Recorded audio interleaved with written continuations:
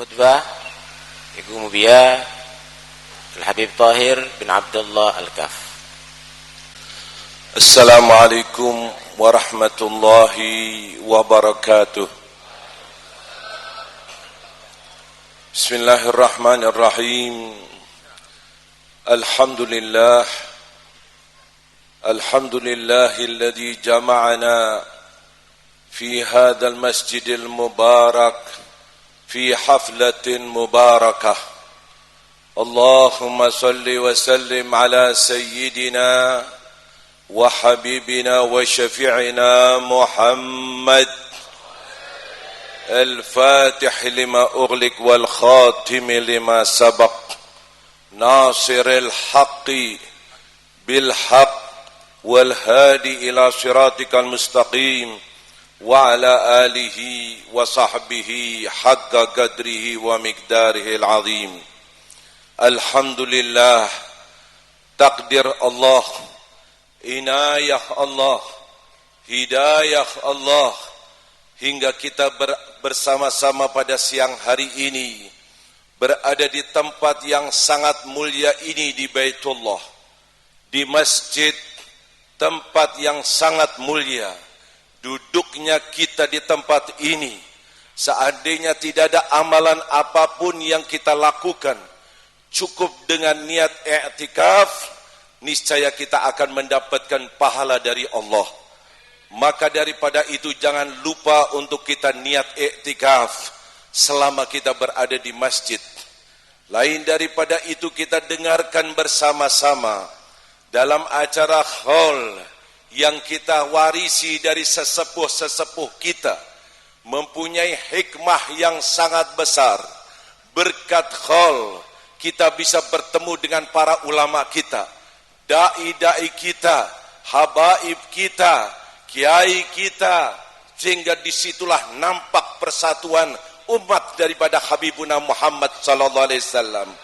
Salah satu hikmah kenapa kita diperintahkan untuk sholat berjamaah tidak lain untuk menunjukkan bagaimana persaudaraan sesama kita sebagai umat Habibuna Muhammad sallallahu alaihi wasallam. Belum lagi kita dengarkan satu pelajaran besar dari hamba-hamba Allah yang telah mendapatkan hidayah dari Allah, di mana kita diperintahkan dalam kehidupan ini, di mana penuh tantangan dan rintangan, fitnahan, cobaan. Siapa panutan kita? Siapa pegangan kita? Siapa yang akan kita tiru? Tidak lain adalah orang-orang yang telah mendapatkan warisan dari baginda Rasul sallallahu alaihi wasallam, yang telah mengikuti jejak baginda Rasul sallallahu alaihi wasallam. Merekalah para ulama. Ulama lah yang dikatakan warasatul anbiya. Apalagi datangnya dari cucu Rasulullah, berhubungan dengan Rasulullah, bukan sekadar dari sisi ilmu, tapi darahnya pun berhubungan dengan Habibuna Muhammad sallallahu alaihi wasallam. Inilah yang jadi pegangan kita dalam kehidupan kita. Dari situlah kita akan mengenal agama Allah. Dari situlah kita mengambil ajaran Rasulullah. Dari situlah kita berpegangan sehingga selamatlah agama kita. Hidup sebagai orang Islam, bukan sekedar dinamai orang Islam, tapi mati juga sebagai matinya orang Islam. Amin ya Allah. Hidup sebagai umat Nabi Muhammad sallallahu alaihi wasallam dan mati sebagai umat Nabi Muhammad, dan besok diakui oleh Nabi Muhammad, mendapatkan syafaat dari Habibuna Muhammad. Amin ya Allah. Inilah warisan yang perlu kita pegangi dalam kehidupan yang semacam ini. Tantangan begitu banyak, musibah begitu banyak, balak begitu banyak. Bukan balak politik, bukan balak ekonomi, semuanya itu ringan. Kita mati, kita sudah tidak lagi mendapatkan bala itu. Tapi ada satu bala bila menimpa kita di dunia ini sekarang, efeknya bukan saja di dunia, sampai besok di akhirat, yaitu bala yang menimpa daripada agama kita.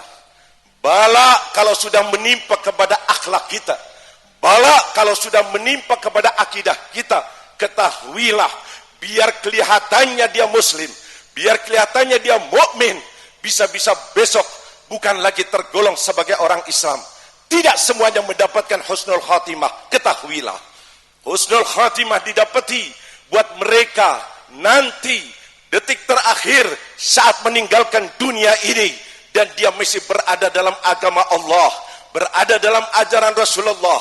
Itulah yang diingatkan oleh Allah, wala tamutunna illa wa antum muslimun, kata Allah. Tidak meninggal kecuali kau benar dalam keadaan iman Islam. Bagaimana bisa mendapatkan itu semua? Lihatlah orang-orang soleh, lihatlah para wali. Tidak sekedar amalan yang dia terus lakukan, masih berdoa, ya Allah biha, ya Allah biha, ya Allah bihusnil. Itu selalu diucapkannya, dan itu bisa didapati sewaktu kita selalu setapak demi setapak menghidupkan sunnah Rasulullah. Kita dengarkan sejarahnya Habib Ja'far tadi, satu hari satu kali khataman Quran. Gimana dengarkan semacam ini? Satu hari, ya Allah bil afiyah, pagi hari Yasin, sore Yasin, badal maghrib Yasin, wakah, itu sudah khair kabir.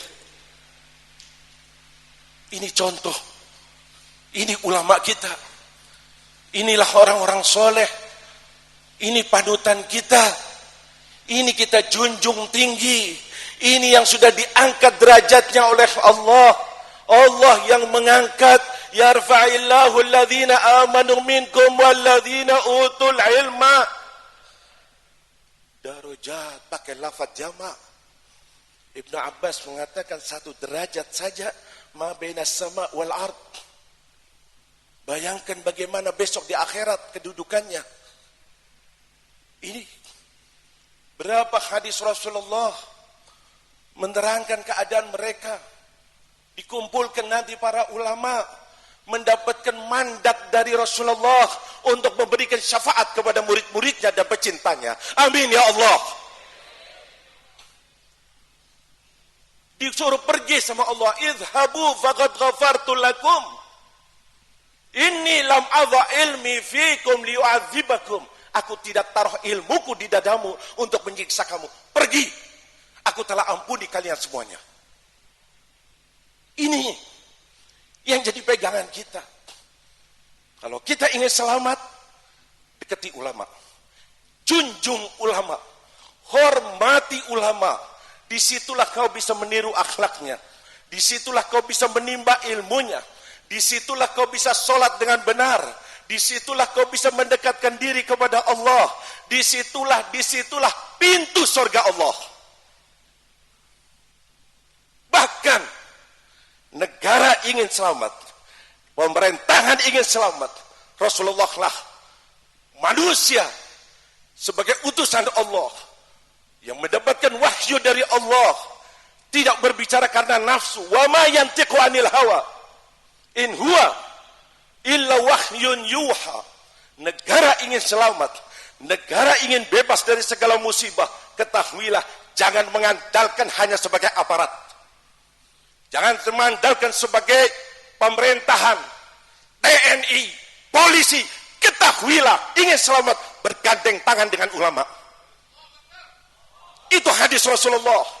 Sinfani, kata Rasulullah, dua kelompok ini, kalau pejabatnya mau baikan dengan ulamanya, maka ketahuilah negara itu akan makmur.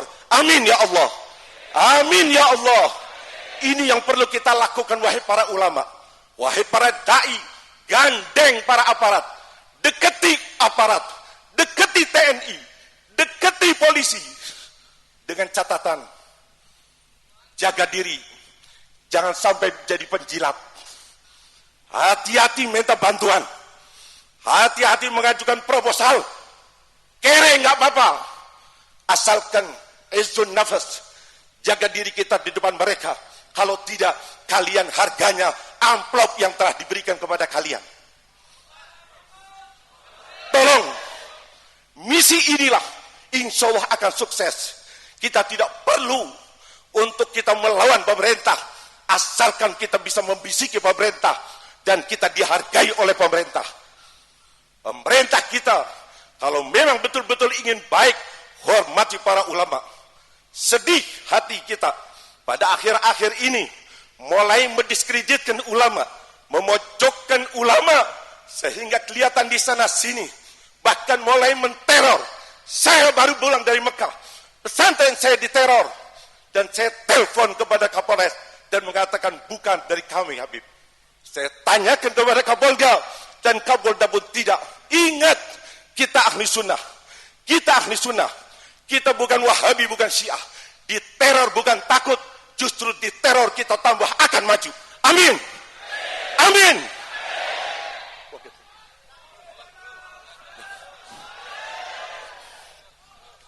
Tolong ingatkan semacam ini. Kami takut kalau sampai santri-santri kita lupa daratan, mereka tidak akan takut.